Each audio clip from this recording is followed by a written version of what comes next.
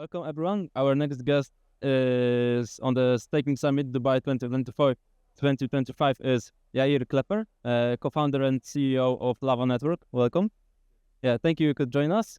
For a start, what is Lava Network? How does it work? Can you explain that to the viewers? Yeah, for sure. No, so I'm actually the co-founder of Magma Devs, and we are a contributor at Lava Network. Lava idea is to coordinate access to every blockchain out there, allowing wallets, AI agents, any application wants to communicate read-write transaction with the blockchain. This kind of layer allowing an access to dozens of blockchains out there. Okay, and you put a massive emphasis on RPCs, right? Why do you think it's so important? Yeah, exactly. It's something that we're explaining all the time. RPC stands for Remote Procedure Call. It's kind of the language of blockchains, right? What kind of languages do you speak, for example? Polish, English? Amazing. So I speak Hebrew, English, a bit Romanian, other languages as well. But every blockchain has its own language to interact with. So if you think about the application coming and building on top of these chains, they need to understand the language and to read-write transaction, basically. So RPC is how you query the blockchain. If you want to do a swap, if you want the gas balance, if you want to understand what is the price of the token. And this is the basic start of how you're communicating with the blockchain. So today, but before Lava came in, everything was kind of centralized. You need to run your own nodes or to use providers such as Alchemy, Blockdemo. But it's super fragmented, both to applications, both to foundations, to run nodes or to put their budget in, fragmented way, lock-in contracts and stuff, and stuff like that.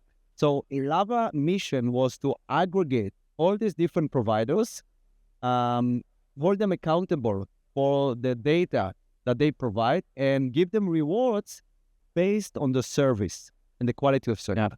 And you mentioned that the market for this is fragmented.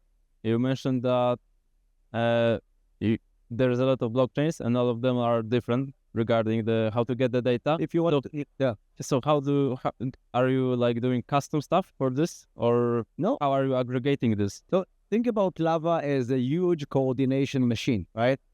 You're running a node, for example, at Arbitrum, and you want to monetize the node because you utilize that all the time. So you come to Lava, you are listing your node on the Lava network, and then any dApp that wants the access Arbitrum is being directed to you, and you give them the service. This is the RPC node you're running. And if the service is good, you receive more service and you receive more rewards.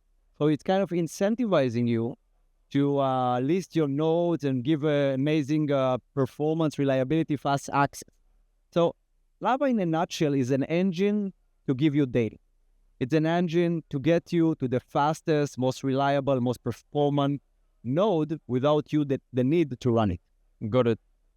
You also implement two types of nodes, validators, right? For staking and restaking. Can you elaborate more on that? Of course. So when you think about staking, you think about how validators secure the chain. Imagine that Lava blockchain is, it doesn't see the data. It uses two functions actually, off-chain and an on-chain. So on-chain is aggregating all the information about the nodes. You are supporting Arbitrum.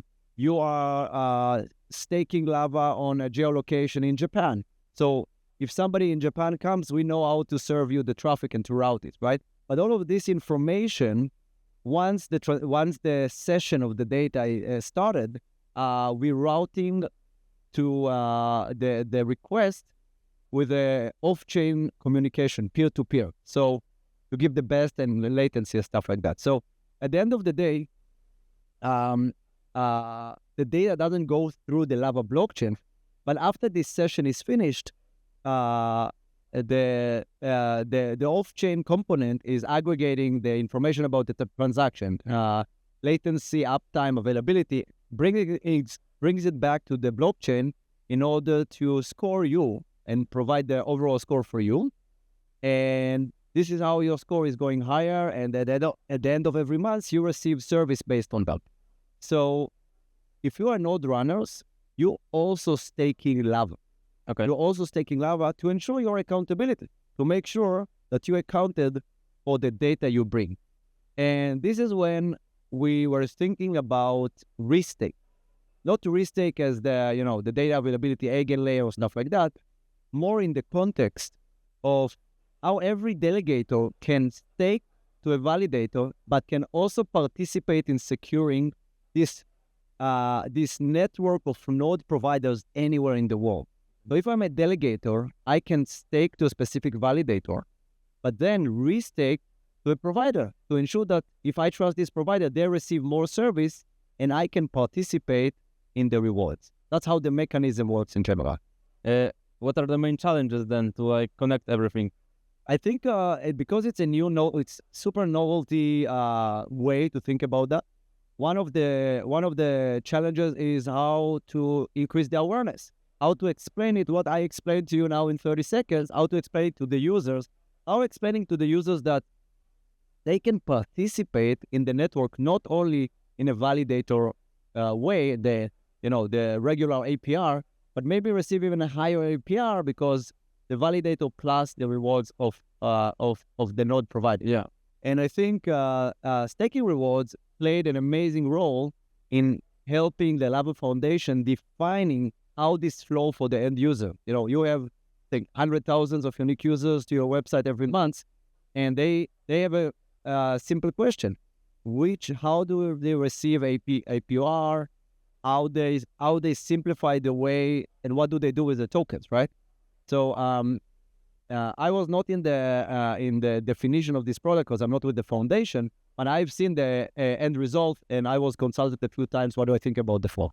It's amazing. So what are the plans for the future, you think, for Lava?